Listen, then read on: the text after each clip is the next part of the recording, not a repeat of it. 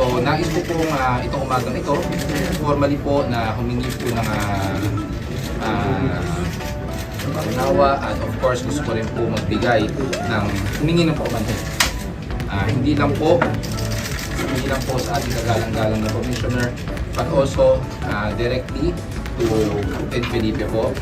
Sir, if you are listening to this, ako po ay humihingi ng paumanhin sa inyo dahil po sa nangyaring it's not my intention na magkaroon po ng ganung hindi maayos na pangyayari at pakikitungo.